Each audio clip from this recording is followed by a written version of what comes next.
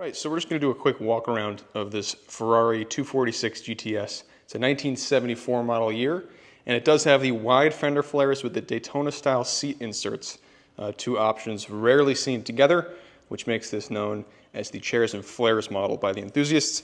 It has the Campagnolo wheels as well with the fender flares. It is a European market model. Actually, originally it was delivered to South Africa, but that followed all the Euro regulations, so that means you have the trapezoidal turn signal covers up front, as well as the lack of DOT mandated reflectors. You do just have these little circle reflectors on the front, but on the rear there are no rectangular reflectors or anything of that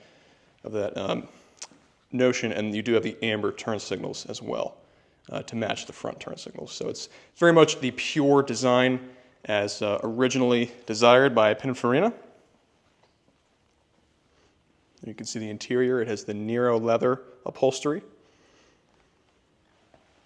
We did take the top off just for the purpose of this video. I'll put it back on before I finish up though, as the top is in fantastic condition. Just do a little walk around.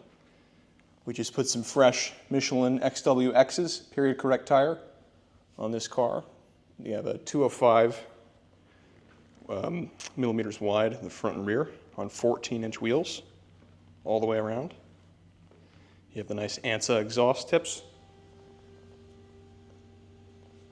And even though it is a GTS, all Dinos have this badge, Dino GT.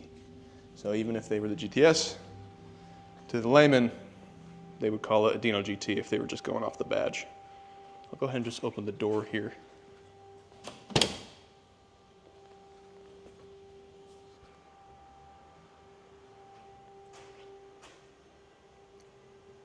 As you can see, this car is outfitted with air conditioning as well as a Dolby stereo.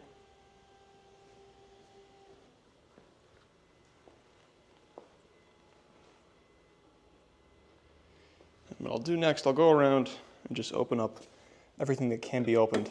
So that's the fuel door. And don't worry, it does not contact the paint. Otherwise I would not do that just one-handed. This is the engine cover. This is the trunk lid.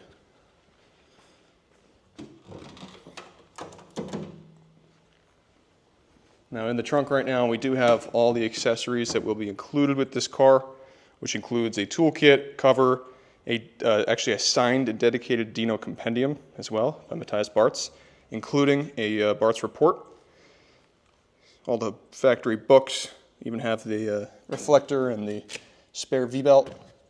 Everything that you could need to be as period correct as possible. There's the toolkit in the back there. There's also a jack included.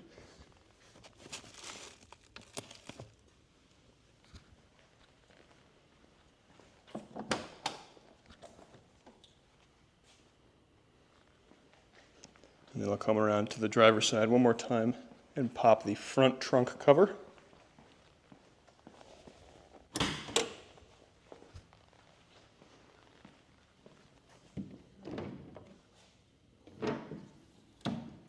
You have the full-size spare underneath there. Here's your fuse panel.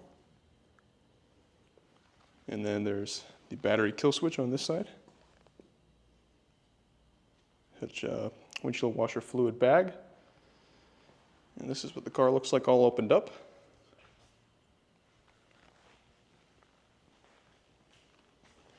So this paint finish, it's called Blue Dino Metallizzato. It is, in my opinion, this is biased, of course, but I think it's one of the more beautiful factory shades of blue offered on the Dinos.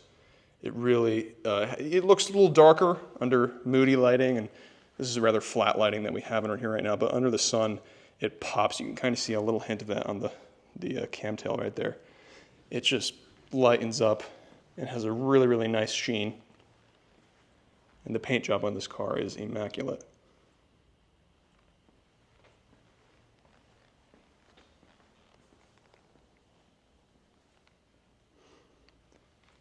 The windshield is flawless, no cracks or hairline fractures, anything of that nature.